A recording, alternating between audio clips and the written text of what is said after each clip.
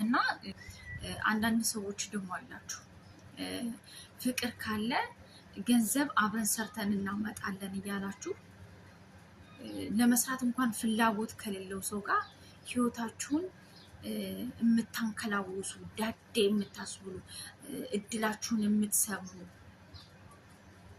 በቃ ምንም እንኳን አይደለም ላንቺ ለእናትና አባቱ አዛ የሆነ ሰው የመስራት ፍላጎት አላማው ወኔው ከሞተ ሰው ጋር እየተርመጠመጣችሁ መኖር የምትፈልጉ እህቶች እያየሁ ነው። የእውነቴን ነው የምላችሁ። እዛ ቁጭ ብሎ የሰፈር ድንጋይ ላይ ተጎልቶ ቂጡ ኪንታሮት እስከሚያወጣ ድረስ የሚውል ጎረምሳ አፈቀርኩሽ ሲላችሁ እያወራችሁ እኔም እያላችሁ የምትንከላወሱ ሴቶች የምራችሁን ነው። ችግር የለውም አሁን ያገሩ ወቅት ነው፣ ስራ ስለሌለ ነው፣ ነገ ይሰራል። አሁን የኔ ትንሽ ሳንቲም አለች፣ በሱ ሰርተን እንለወጣለን። ሪሊ እውነትሽን ነው። ታዲያ ሌሎቹ ከየት ነው ሰርተው ራሳቸውን የሚያስተዳድሩት? ምንድን ነው የሚሰሩት? እሱ የሚኖርበት ኢትዮጵያ የተለየ ኢትዮጵያ ነው እንዴ? አይኖ እናውቃለን። ከዳር እስከ ዳር ምን አይነት ህይወት ውስጥ እንዳለን እናውቃለን። ግን ሌሎቹ እንዴት ነው መኖር የሚችሉት? ሌሎቹ እንዴት ነው ቤተሰቦቻቸውን የሚያስተዳድሩት? ሌሎቹ እንዴት ነው እየሰሩ ራሳቸውን እየቀየሩ ህይወታቸውን እየገነቡ የሚኖሩት?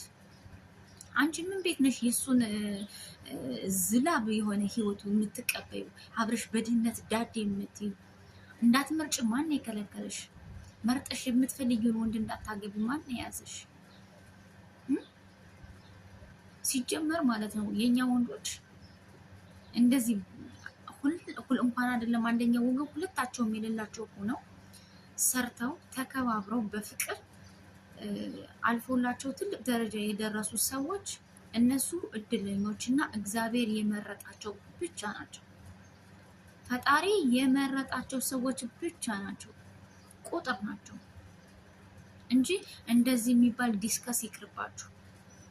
እነዛ ቁጥር ሰዎች አየን ብላችሁ እናንተ እነሱን እንደ ታሪክ ወስዳችሁ እየሄዳችሁ እከክ ውስጥ እየገባችሁ አብራችሁ ማከክ ትፈልጋላችሁ። ለምን ብላችሁ ነው እንደዛ የምታደርጉት?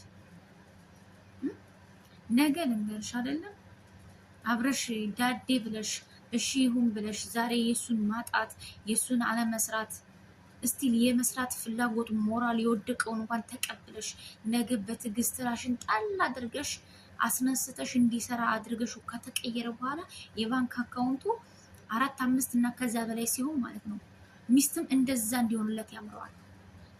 ሚስቶቹ 4፣ 5፣ 6 ከዛ በላይ እንዲሆን ያምረዋል። ለዛውም በእድሜ ደረጃ ተደርድረው። አንቺና ልጆችሽ ግን ቤትሽ ኩሽና ውስጥ ስታለቅሱ ስትነፋረቁ ነው የምትኖሩት። እንደውም ትናንትና የነበርሽበትን እዚህ ጋር ያደረስኩሽ እኔ ነኝ አብረሽ የለፋሽውን ልፋትሽን ረስቶት እዚህ ያደረስኩሽ እኮ እኔ ነኝ እያለ እየተመጻደቀብሽ ሲወጣ ሲገባ ቦርጩን እንደ ወታደር ፊት ለፊት ገትሮ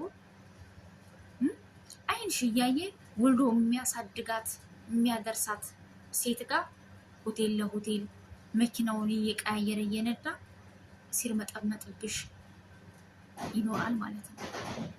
ስለዚህ ለማን ብለሽ ነው ዛሬ ደካማ ጎኑን የምትቀበዩ? ዛሬ ማጣቱን የምትቀበዩ? ለማን ብለሽ ነው ዛሬ ነገ ሰርተን እንለወጣለን ዛሬ ፍቅር ካለን ብለሽ እሱ ህይወት ውስጥ ልሽ የምትሸሸዩ? የእውነቴን ነው የምላችሁ። በጣም ነው እኔ እንደዚህ አይነት ነገር አይመቸኝም። እንደነገርኳችሁ ነው። ነገ የባንክ አካውንቱ 4፣ 5 ሲሆን ሚስት ራሱ እንደዛ መያዝ ያምረዋል። ስለዚህ ነቃ ደንገጥ በእያንዳንድሽ ምራጪ መርጠሽ ህይወትሽን መሪ። ሀይ